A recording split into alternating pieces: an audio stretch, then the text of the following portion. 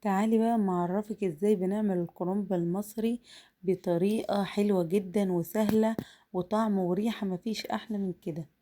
اول حاجة بنجيب معايا الكرنباية وبنحوش الراس بتاعتها وبنحوش منها اي ورق احنا مش محتاجينه، الاخضر واللي مش لطيف اللي فيها حاجة كده يعني. ونمسك الكرنباية بتاعتنا ونغسلها تحت الحنفية، اهم حاجة تغسليها تحت الحنفية. واهم حاجة تتبع الخطوات دي واحدة واحدة وهتاكلي احلى محشي كرنب مكلتهوش في حياتك.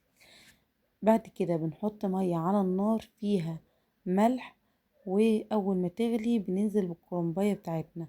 طبعا حليتي صغيرة شوية على الكرنباية، فبنحوش الورق الاول اللي بره، ونفضل كده نسلق ورقتين بورقتين لحد ما الكرنباية تيجي على قد الحلة.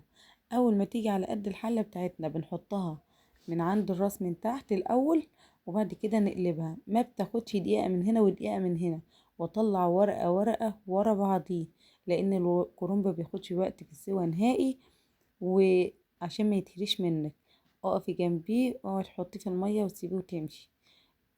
تاني حاجة نروح بقى علشان التوضيب، ونركز قوي في طريقتين تسهل معاكي التوضيب وتخليكي بروفيشنال فيه.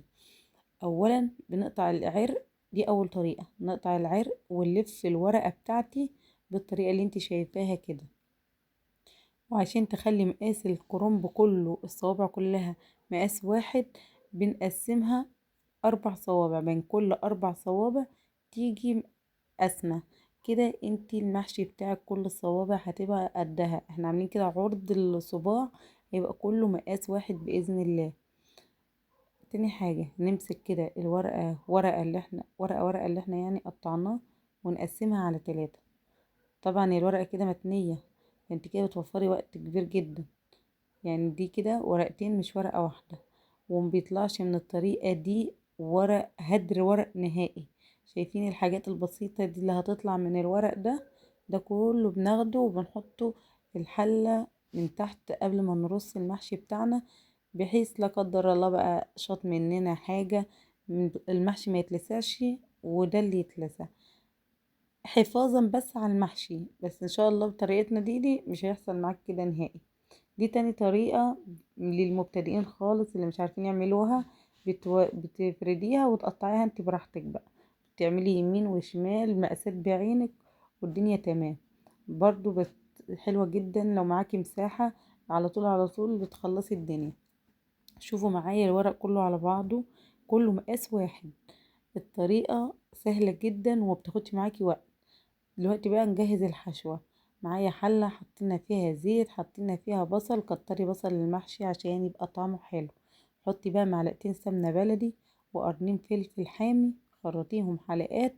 واول ما تحمر شوية معاكي البصلة ننزل بالتوابل، بابريكا، كمون، كزبرة، فلفل اسود، وكتري من الكمون والكزبرة. ونزلنا بالعصير الطماطم، وظبطي الملح بتاعك خليه حادق سنة. واول ما اتسبكت معايا وفصل الزيت من الطماطم، حطيت الشطة زي ما انت شايفة كده.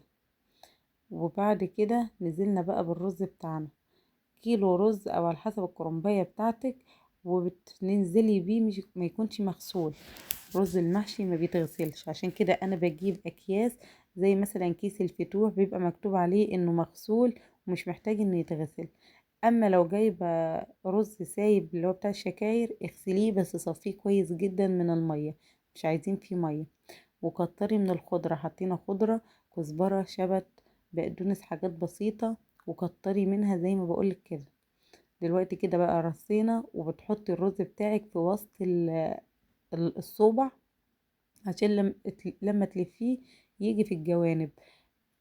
لو انتي مليتي الصوبع قوي، لما تيجي ترصيه في الحلة هتلاقي الحلة اتملت رز، واحنا ده حاجة مش عايزينها نهائي.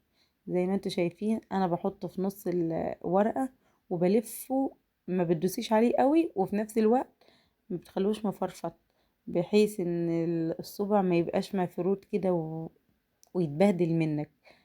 فاحنا بنعمل الحاجة عايزينها ممتازة، حاجة لما تيجي تحطيها في الطبق بتاعك تشرفك. شوفوا الصوابع كلها قد بعضيها، بسبب الطريقة اللي احنا وضبنا بيها الورق. دلوقتي بقى هنيجي نرص حلتنا. عندي الحلة حطينا الورق، كل الهدر اللي طلع من الكرنب وحاجات بنرميها حطيناها في قعر الحلة، ورصينا دواير، وفي اخر رصة رصيتها بالشكل ده عشان يديني الشكل الحلو اللي انتوا شايفينه ده. 3 يمين 4 يمين 4 شمال، ويبقى 100 100. بعد كده حلتنا حطيناها على النار، معلقتين زيت عليها، معلقة صلصة من بتاعة المحشي كنت حيشاها منها، وننزل بالشوربة، نخلي الشوربة على قد المحشي بالظبط. تمام. اول ما هي على قد المحشي نهز الحلة كده بحيث الشوربة لحسن ما تكونش نازلة تحت ولا حاجة، وتبقى كده تمام معانا. نسيبها بقى على النار تغلي، واول ما تغلي نهدي عليها النار. اهم حاجة تبقي واخدة بالك برضو من حاجتك بحيث ما تشطش منك. كده استوى معانا، شوفوا الشكل، شوفوا الجمال، الرز كل رزاية لوحدها مفلفلة. اشوفكم بقى في فيديو جديد، والسلام عليكم.